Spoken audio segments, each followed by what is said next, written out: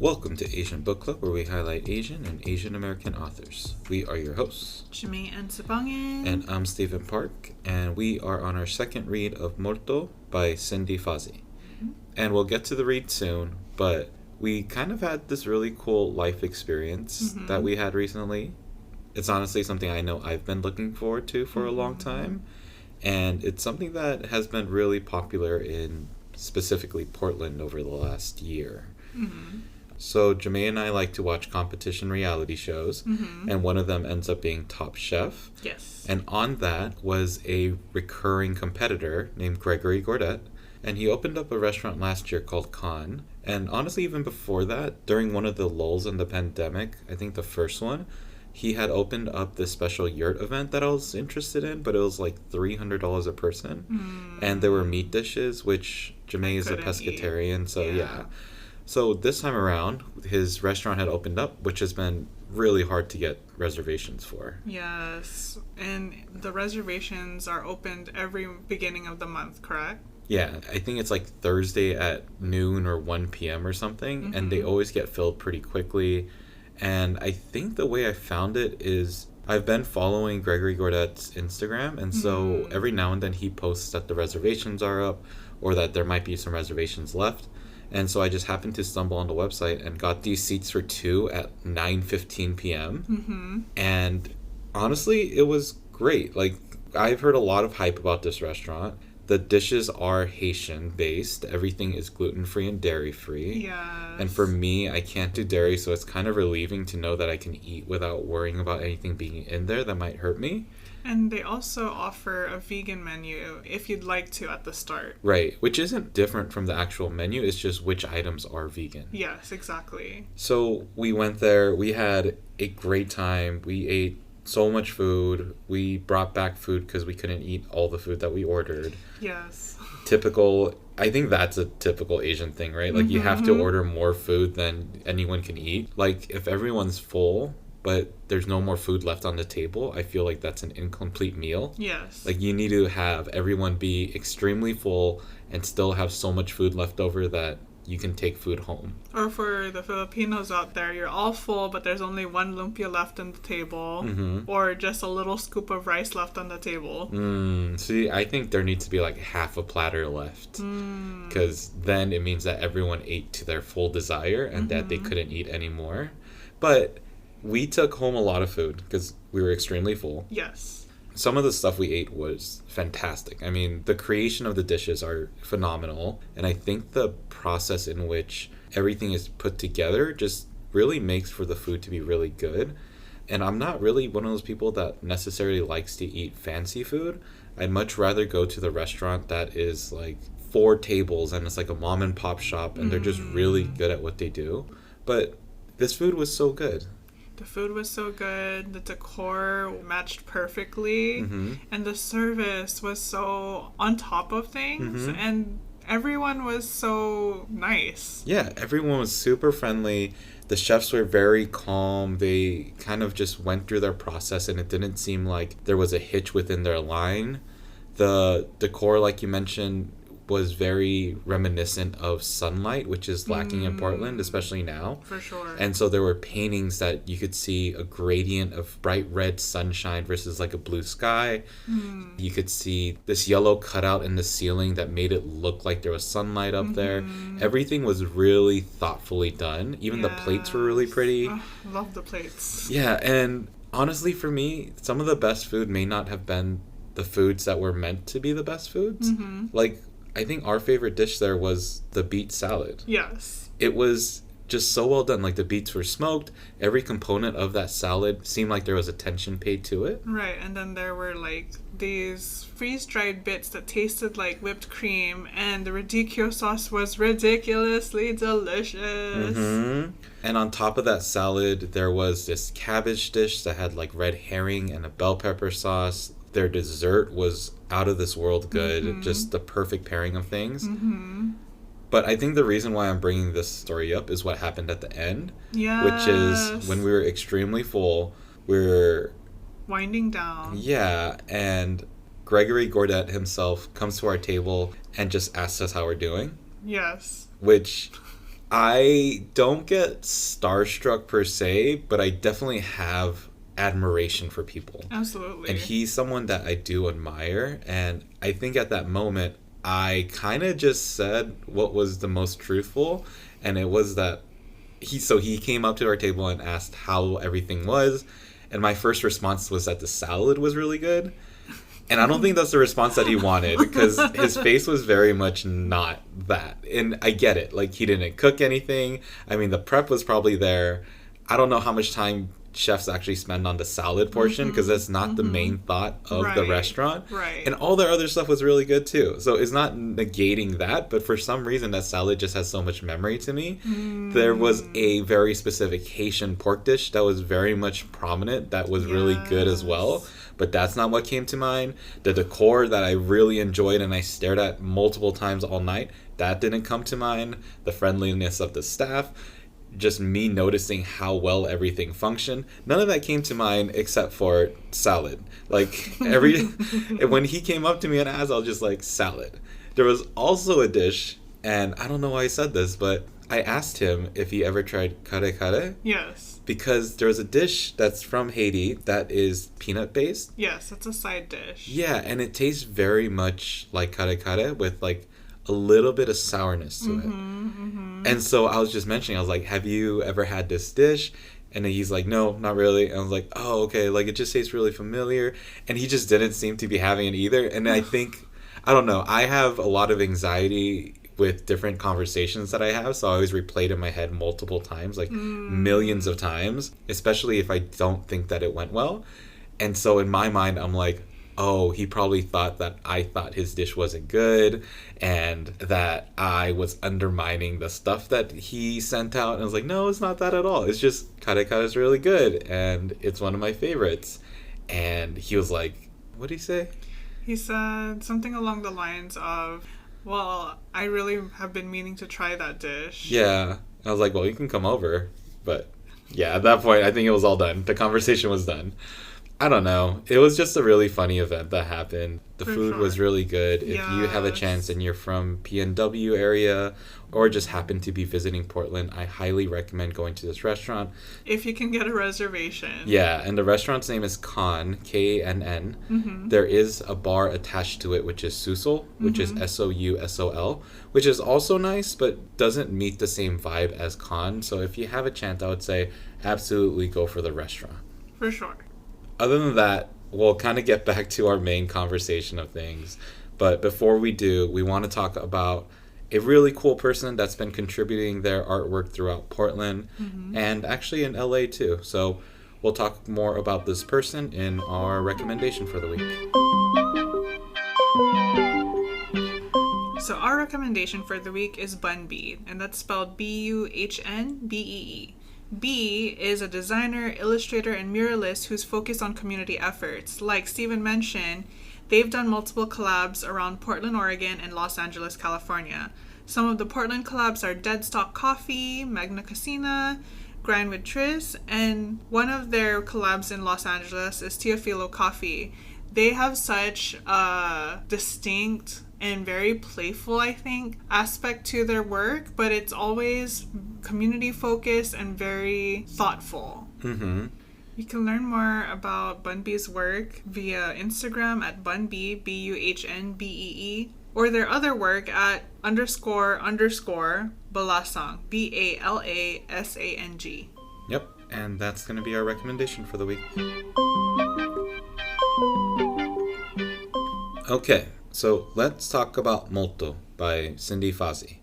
So we are on our second read, and what do we know so far? So far, we know that Domingo caught Monica Reed twice and quote-unquote lost her. Now he's on his third try of catching her with lots of complications in the mix. Right, a lot more than he's expected, because this time seemed like it would be the easiest go-around. Right. He is actually being hired to do it for a very good purpose, which is Mary Reed, who is the wife of the general who is Monica's father. So technically Mary is her stepmother, yeah. So Mary wants to find Monica so that Mary can give Monica citizenship and the inheritance that she is due for, actually being a part of the bloodline of the general. Mm-hmm. But in this read, we find out how complicated this whole scenario is, not just right now, but what happened in the past in 2008. Right. So during that second catching, right before the surgery in 2008, Domingo found out that General Leonard Reed had ulterior motives, which was carried out by their right-hand person, Cutter. Right. And as you read, or as you've read through these chapters, the actual timeline bounces back and forth. It's not a linear storytelling where it goes from the second capture till now. We're kind of finding the event of Domingo going from present day to 2008 and then kind of bouncing back. For sure. Which I've been wondering, in the audiobook that you're reading, does it tell you that it's the present, or does it tell you that it's the past, or do you have to guess? It does say that it's the past or the present, but to be honest, I did find moments where I got confused, and I had to listen along for a little bit until that clarification was made. For sure. So I would say there was a bit of confusion, but within the story, it clears up pretty quickly. Definitely. So in the physical book, it does also state whether or not it's the past or the present. But very similarly, even so, I would have to read back in particular sections just to be sure, this is what happened already, or something else is missing still. And I think that's because the characters are the same, and there's not much change within the characters, so everyone seems like the same person pretty much. For sure. At least until the current point that we are. Right. I think that's what I found out to be the hardest about the changing timelines. Totally. Is that there was no distinguishing factor of Monica being like a 12-year-old or Domingo being this like young guy that's like everything seemed the same as it is now, except that it's a new hunt.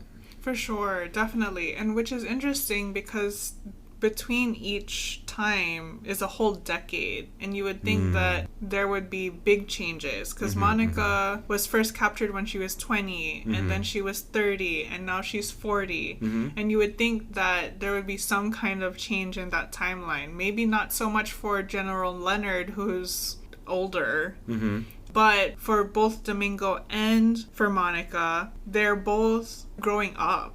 Right.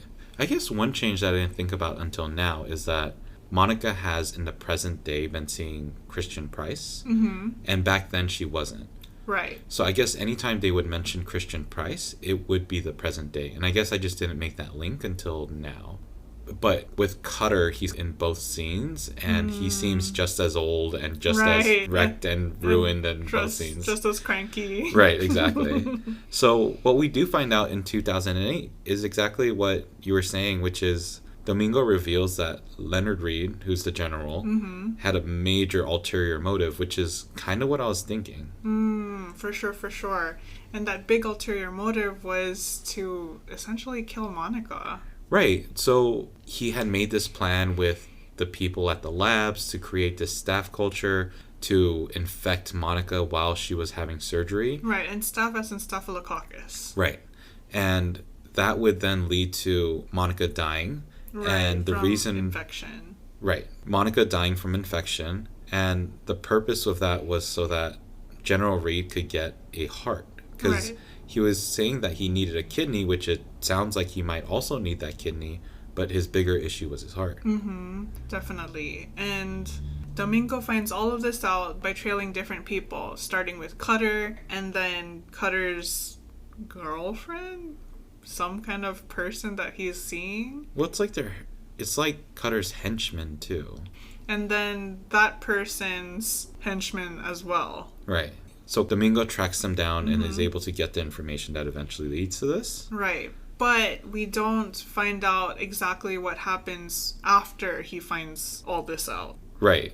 Well, that's kind of where the chapters lead off. So that would be the end of chapter 16 and going into chapter 17. Right. So what we do find out is pretty big. Yes, is exactly. That General Reed has been trying to kill Monica this whole time, which kind of falls in line with his character and his characteristics. Right. But this then leads to the distrust that Monica would now have. So we don't know what actually happens at the time of the surgery, what actually goes through. I think that's going to be in our next read. Yes. But we have to assume that this creates distrust because clearly Monica is still alive. Right. So we know that she doesn't die. Mm-hmm. But how are you going to trust somebody that you've probably found out is trying to kill you? Yeah. First tried to deport you and then is now trying to kill you. Right.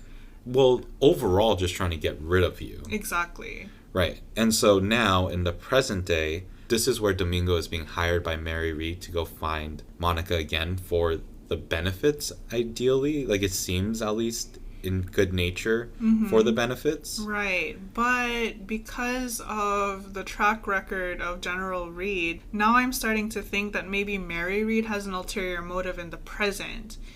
And I don't know exactly what that is, but what we do know is that Mary Read had some resentment towards Monica to begin with anyway.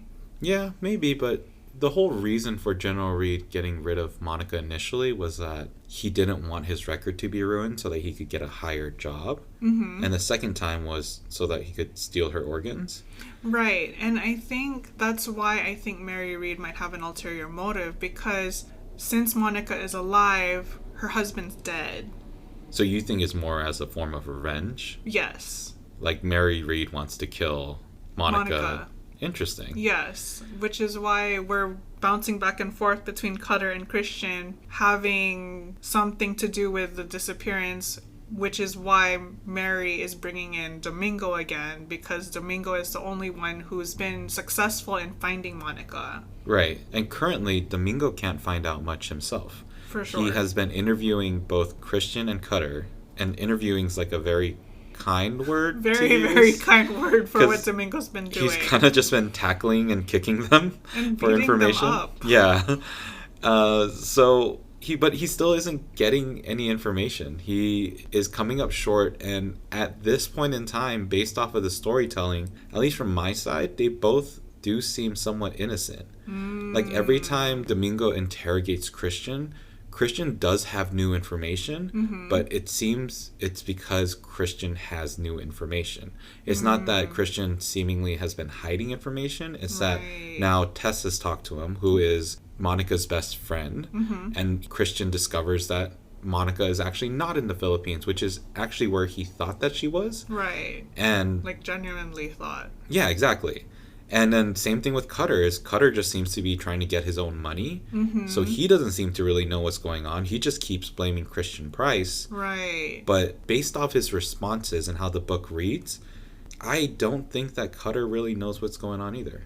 For sure. I feel like Cutter doesn't know the full story. And plus, I don't think he really cares to know the full story. All he really wants is his money. Right. And I think that's why it's different now, is that Cutter used to be the right-hand person, but at this point in time he's not doing that job anymore.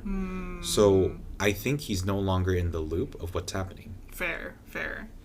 Which then brings us to Tess Chua, who is Monica's best friend, who is the only one who seems to have any information. Right. And she has the most information. Right. And now Domingo has veered off and is now tracking Tess. Right. So Domingo is able to find Tess, which is actually more Domingo is stalking Tess. Yeah. And just kind of tracking her.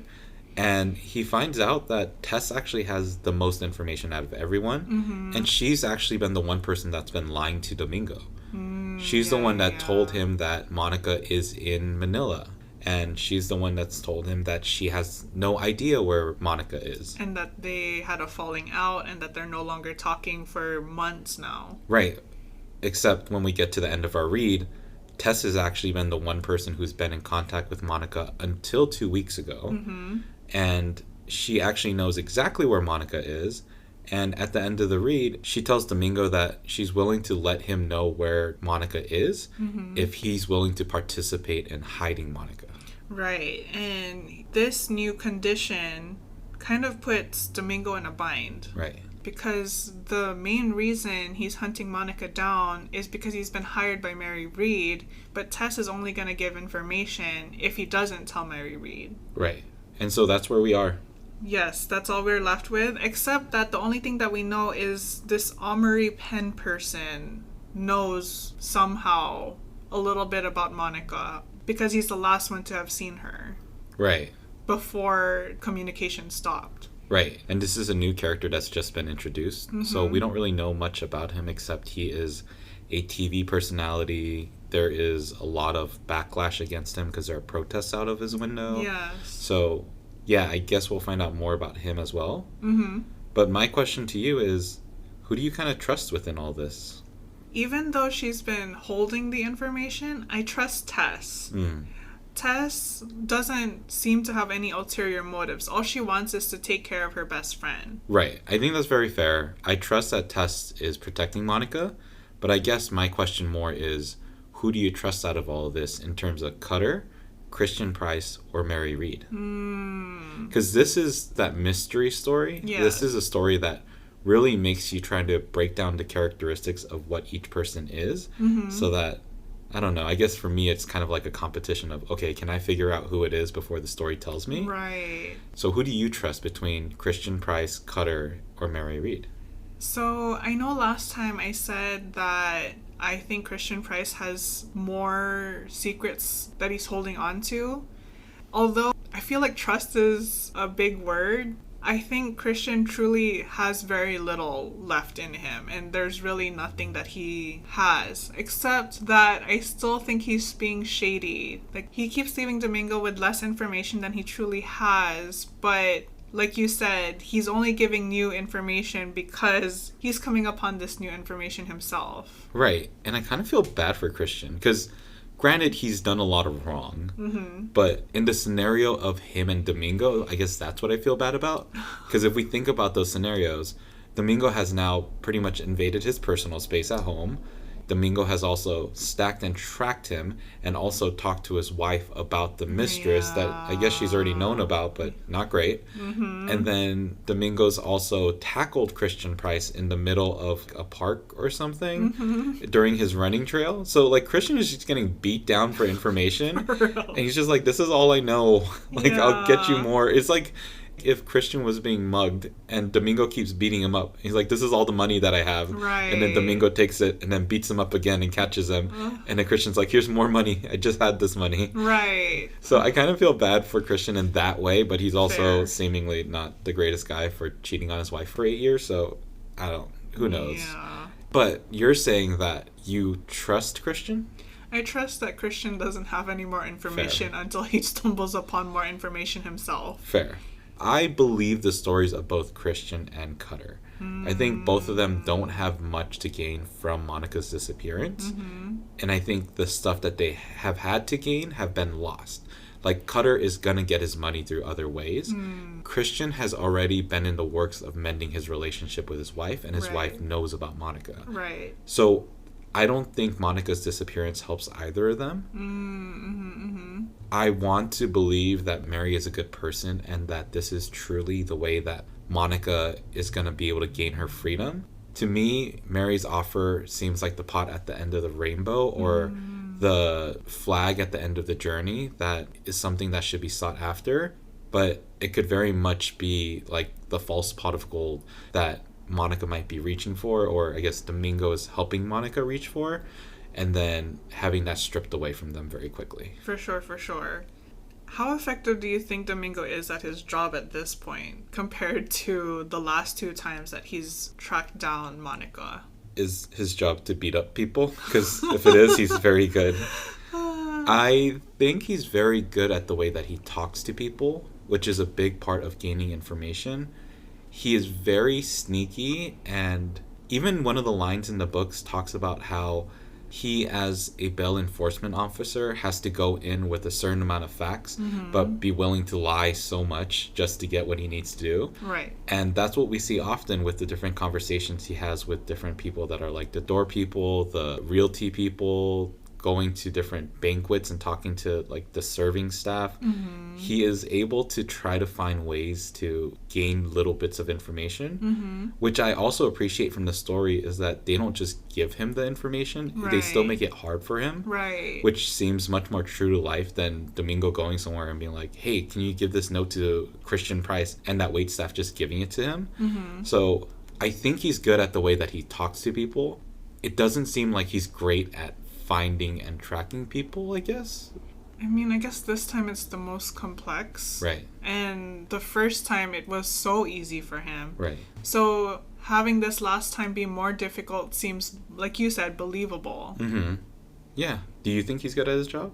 I think he is good at his job. Like you were saying, for him to find out this information, he has to be able to talk to people in a certain way, right. lying through it and using the facts that he already has to get to the facts that he needs. That's true. Right. So I do think he's effective. I just think that right now it's even more complex because he is playing with the same pieces technically. Right. Without the extra help that he needs. Right. So this read has kind of felt like we didn't move a whole lot forward. Mm-hmm. It seems like we're in a very similar point in the timeline of mm-hmm. where everything is. Mm-hmm. But that's not to say that we've lacked a story. Right. I feel like so much has been told, both in the past of the second capture, but within this point that Domingo is within the third capture, mm-hmm. that has kept the story very interesting without feeling like a long read. Definitely. I was going to say that the pacing this time around felt faster, mm-hmm. even though there wasn't, like you said, we haven't moved in terms of the points in the story, but within that small movement, we have gathered a lot of new knowledge. Mm-hmm.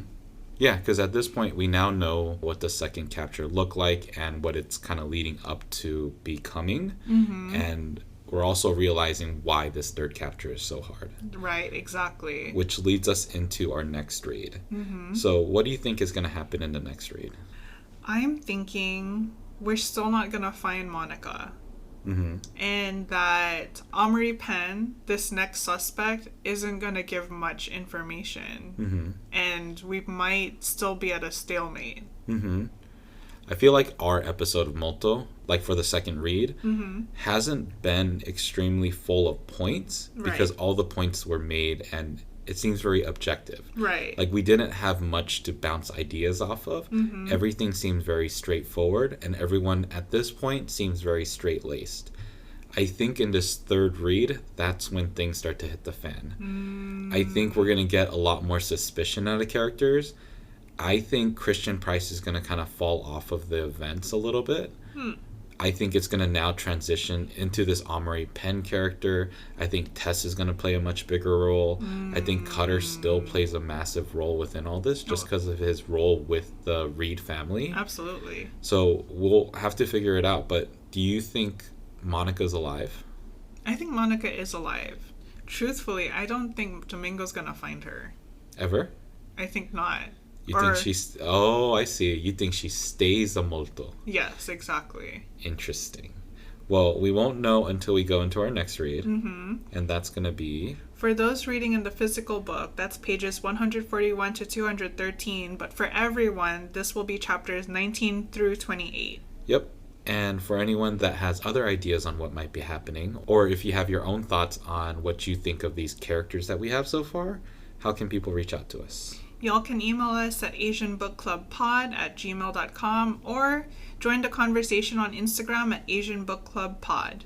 Yeah, and you can also follow us on our website, which is asianbookclubpod.com, which has our bookshop that has our past reads, our current reads, and books that we plan to read. And a great way to support us on this podcast is to give us a rating, a review, and a subscription. Yep, and otherwise make sure to be happy, be healthy, and read a book. Ingat! Bye. Bye.